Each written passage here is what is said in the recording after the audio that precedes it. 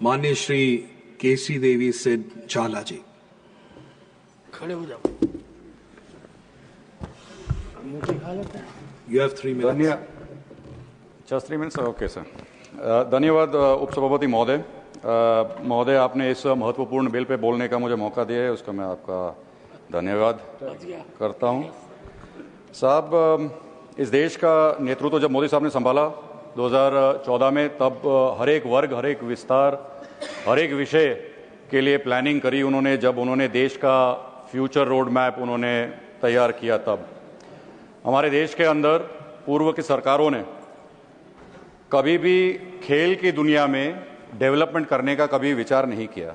Policy paralysis से लेकर कोई विजन ना होने के कारण से, फंड्स की एलोकेशन ना होए और इंफ्रास्ट्रक्चर डेवलपमेंट ना हो, ऐसे प्रकार की स्पोर्ट्स की जो भारत देश के अंदर परिस्थिति थी, उसमें से बाहर निकालने के लिए माननीय प्रधानमंत्री मोदी साहब के नेतृत्व में हमारे माननीय मंत्री श्री मनसुख भाई मांडविया जी के विजन के तहत जो स्पोर्ट्स गवर्नेंस बिल 2025 का आज ये डिस्कशन हो रहा है। महोदय, ये बिल एक बहुत महत्वपूर्ण बिल है। आने वाले समय के अंदर भारत देश को, जो देश अपना हर एक विस्तार, हर एक वर्ग के अंदर, हर एक विषय के अंदर विकास कर रहा है, उसको एक खेल महासत्ता बनाने की तरफ ये बिल ले जा रहा है। महोदय, बिल के अंदर एक स्पोर्ट्स रेगुलेटरी बोर्ड जो हमारे राष्ट्रीय स्पोर्ट्स फेडरेशंस को ओवरसी करेंगे, एक स्ट्रक्चरल फ्रेमवर्क तैयार करेंगे, और जो काफ़ी समय से पॉलिसी के ब्लैंक स्पॉट्स थे उनको भरने के लिए जो लीगल फ्रेमवर्क बनाए हैं, उसके थोड़े मैं मुद्दे रखूं।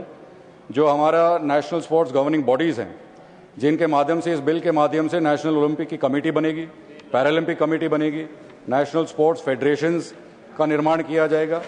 इस सब के माध्यम से देश के स्पोर्ट्स का विषय आगे बढ़ेगा।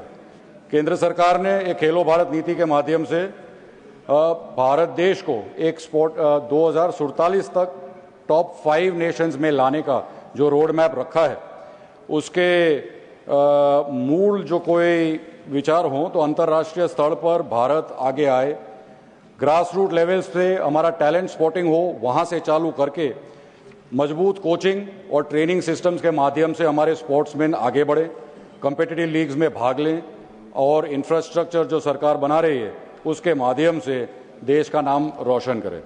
स्पोर्ट्स एक इकोनॉमिक ग्रोथ इंजन भी आने वाले समय में बनने जा रहा है। स्पोर्ट्स टूरिज्म हम देख रहे हैं, हमारे यहाँ मेजर इवेंट्स हमारे भारत देश के अंदर पिछले 10 साल के अंदर करने में आए हैं, जैसे कि men's hockey champions trophy, under 17 world cup football, men's hockey world cup, FID chess Olympiad, moto GP Bharat. इस प्रकार के इंटरनेशनल लेवल के स्पोर्ट्स के जो हमारे देश के अंदर करने में आए हैं। महोदय, आपने सिर्फ 3 मिनट दिए हैं, इसलिए ज़्यादा आपकी पार्टी ज़्यादा ना खेलते तो नहीं कहते।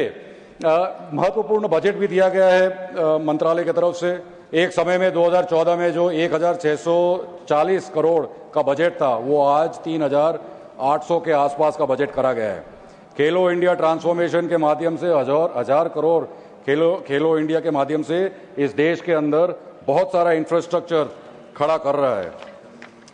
Please conclude. महोदय, सब नाम ना लेते, हमारे देश के अंदर आज घर घर के अंदर सब जानते हैं हमारे ओलंपिक मेडलिस्ट जो भारत का नाम रोशन कर रहे हैं। मैं सबका नाम न लेते हुए एक नाम मैं आज लेना चाहूँगा।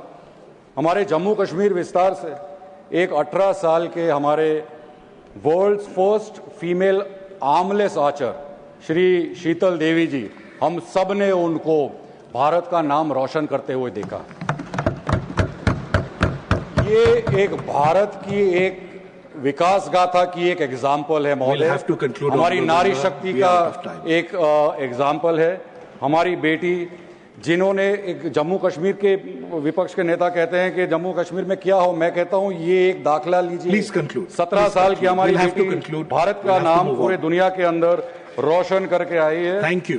इस प्रकार का काम आगे बढ़ता रहे और भारत एक विश्व खेल में महासत्ता बने, उस प्रकार का जब माहौल खड़ा हो रहा है, तो मैं सिर्फ इतना कहूंगा कि आदरणीय प्रधानमंत्री मोदी साहब का जो विजन है विकसित भारत 2047 का, उसमें सब विभाग का विकास होना चाहिए। Thank you. खेल एक महत्वपूर्ण विषय है। इस बिल के माध्यम से भारत एक खेल का महासत्ता बनेगा और इस बिल का मैं समर्थन करते हुए मेरी बात को शॉर्ट में खत्म करता हूं। धन्यवाद। Thank you. क्या बोलेंगे? श्रीमती पीटी उषा जी।